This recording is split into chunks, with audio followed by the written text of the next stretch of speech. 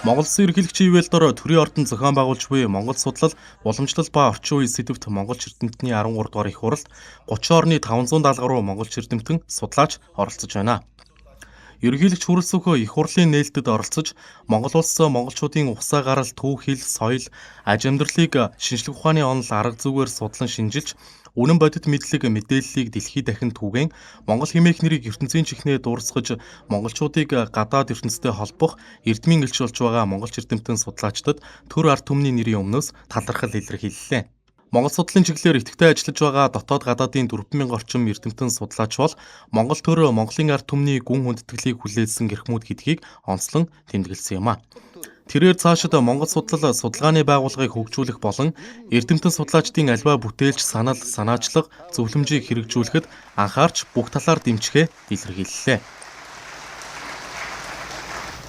Эрт үеэс эдүгээ хүртэлх дэлхийн түүхэнд Монгол үндэстний үлдээсэн уул мөр хүн төрөлхтний соёлын далаад бүтээсэн үнэт төвийг нээн илрүүлэх судлан шинжлэх үйлсэд оюун ухаан, сэтгэл зүрх, хөдөлмөр зүтгэлээ зориулан хүчин зүтгэж ирсэн үе үеийн эрдэмтэн судлаачдыг бүх талаар дэмжиж Монгол судлалыг өргөжүүлэн хөгжүүлэх нь Монгол төрийн эрхэм үүрэг байсаар ирсэн. Цаашид Монгол судлалын уламжлал салбар чиглэлүүдийг өргөдгөн хөгжүүлж, судалгааны үр дүнг түгээн дэлгэрүүлэх, олон улсын болон бүс нутгийн хамтын ажиллагааг эрчимжүүлэх, хамтарсан төсөл хөтөлбөрүүдийг хэрэгжүүлэх, Монгол судлаачдын заламж холбоог бэхжүүлэхэд онцгой анхаарч ажиллах шаардлагатай. Ялангуяа Монгол судлаачдыг бэлтгэн төлөвшүүлэх, залуу судлаачдыг олон улсын тэтгэлэг хөтөлбөрийг нэмэгдүүлэх, үе үеийн эрдэмтдийн мэдлэг туршлагыг өвлүүлэх нь Монгол судлалын ирээдүйн хөгжил тогтвортой байдлын баталгаа байх болно. Мөн хиймэл оюун, их өгөгдөл, дижитал архив, захин мэдээллийн сан зэрэг шинжлэх ухааны технологийн дэвшил нь Монгол судлалын хөгжилд шинэ боломжуудыг нээх болно. Тиймээс Монгол хэл бичиг, түүх соёлын үнэт өв их сурвалж, түүхэн баримтыг цахимжуулах, олон улсын судалгааны эргэлтэнд оруулах, нээлттэй мэдээллийн сан бий болох чиглэлд хамтын ажиллагаа олон өргөжүүлэх нь нэн чухал юм а. Их хуралд Их Британи, Умард Ирландын нэгдсэн хаант улсын иргэн, Кембрижийн их сургуулийн профессор Дэвид Андрюс, Снит, синоцентрик парадигмагаас гадна Монголын түүх судлалын жишг хандлага сэдвээр үндсэн илтгэл тавилаа. Мөн Чингис хаан үндэсний музей, Монгол Улсын их сургуулийн хичээлийн 1-2 дугаар байр болон тус сургуулийн Монгол-Японы төв, номын сан, багш оюутны хөгжлийн төвд болох салбар хуралдаанаар Монгол хэл, археологи, соёл урлаг, утга зохиол, угсаатны зүй, уламжлалт мэдлэг ухаан, Монголын орчин үеийн нийгэм, гадаад харилцаа судлалын талаар 530 гаруй илтгэл сонсож, хилцүүлэг өрнүүлж байна. Шинжлэх ухааны өндөр дэвшлийн шинэ нэрийн үеийн баг эхлэл гэж би хэлэхээр байна. Энийг би юугаар тайлбарлаж яах вэ гэхээр шинжлэх ухааны парадигм өнөөдөр өөрчлөгдөж байна. Ялангуяа манай энэ гол илтгэгч Дэвид Снитийн гол илтгэл бол одоо яг энэ үнийг бүрэн гэрчилсэн юм илтгэл боллоо. Хуучин бол хятад төвтэй парадигмыг голчилж явж байсан бол одоо энэ бол Евразийн түүх гэдэг одоо өөр парадигм руу орж байгаа гэдгийг бол сая манай эрдэмтэн бол маш олон нотлогоор ярьлаа. Түүхийн парадигм ингэж өөрчлөгдөж байхад соёл нь бас адилхан байх ёстой. Соёл иргэншлийн парадигм бас адилхан өөрчлөгдөж байгаа гэж би ойлгож байна. Маш сонирхолтой нь миний өнөөдрийн тавих Монгол соёлын 7 гол чанар гэдэг илтгэлтэй яг парадигмын хувьд бол яг адилхан. Хуучин дандаа 5 жилийн дараа нэг удаа хийжсэн нэг удаа 3 жилд нэг удаа болгосон. 3 жил тутам болгосон учир бол шившин 세대위던 гаржяга шод тос тухайн судлаачны аманаса шод олон удаа сонсомоор байна гэж бид нарын офицерыг ингэж бүтээсэн маш их сайн байна гэж бодож байна. Монгол судлал гэдэг чинь дан Монголын тухай хамаарж байгаа биш ээ. Монгол судлал хийвэл энэ заавал дэлхийн түүх юм уу дэлхийн судлалын талаар нөрөө үзүүлдэг. Яагаад гэвэл Монгол судлал Евразиагийн сэдвийн том сэдв учраас өөр жишээлбэл археологийн мартах газар гэж байна. Өөр газар дандаа тийм малтах газар байхгүй. Өөрчлөөд харин танай нутагт малтмаар байгаа. Малтах ёстой тийм тусгай онцлогтой газар зөндөө байгаад одоо бас судалж чадна.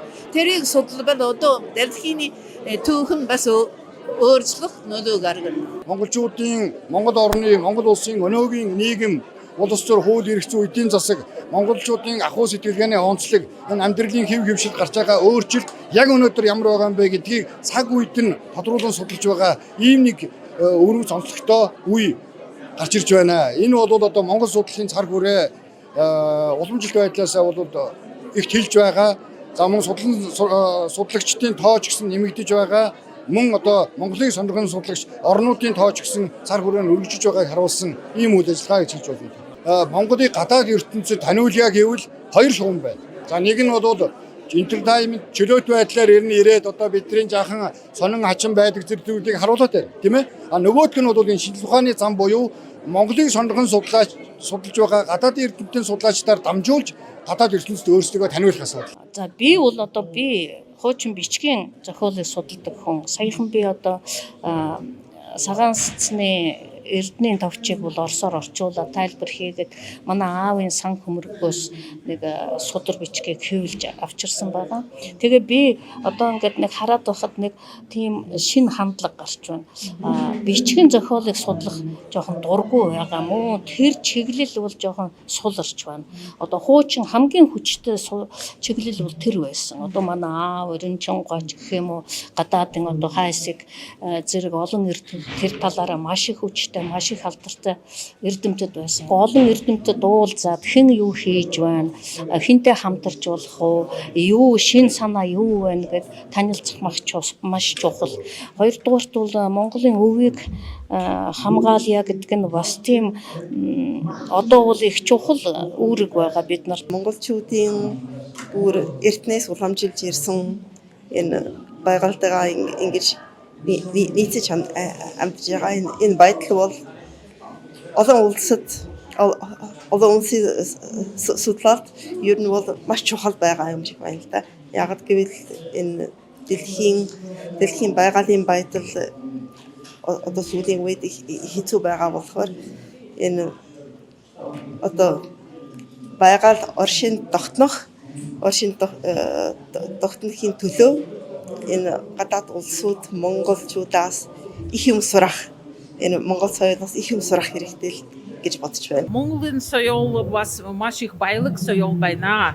Жишээлбэл Санкт-Петербургных сургуульдэр Монголын дээр үеийн эрдний янз бүрийн судар, гар бичмэл, хуучин ном байдаг, хадгалдаг. Тэрийг бас судлах хэрэгтэй.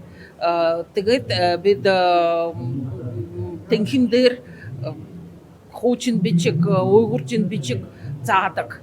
Эрдэм шинжилгээний ажилтнуудыг бэлгэдэг. Тэрнээс гадна Санкт-Петербург хотод дорн дахины гар бичмэлийн хурейлын бий. Оросын шинжлэх ухааны академийн хурейлын тий. Тэгээд тэр хурейлынд ажилтнуудыг бас бэлгэж байна, бэлгэл хийж байна. Тийм учраас Монголын соёл, түүх, уран зохиол маш чухал байна гэж би үзэж байна.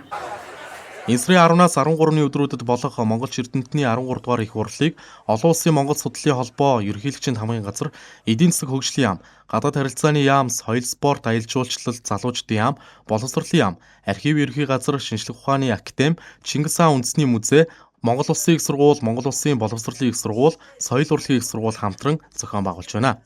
1959 онд Улаанбаатар хотноо болсон олон улсын монгол хэл бичгийн эрдэмтдийн анх дугаар хуралд 15 орны 40 гаруй эрдэмтэн оролцсон түүхтэй. Энэ нь монгол судлалыг хөгжүүлэх, монгол судлаачдын харилцаа, хамтын ажиллагааг хөгжүүлэх үндэс суурь болсон юм а. Өнгөрсөн 12 удаагийн их хуралд нийт 60 гаруй орны 4000 орчим эрдэмтэн судлаач оролцож, монгол хэл шинжилэл, түүх, археолог, антрополог, уг саатны зүй, шашин, соёл, олон улсын харилцаа судлал зэрэг 20 гаруй чиглэлээр 3000 гаруй илтгэл хэлэлцжээ.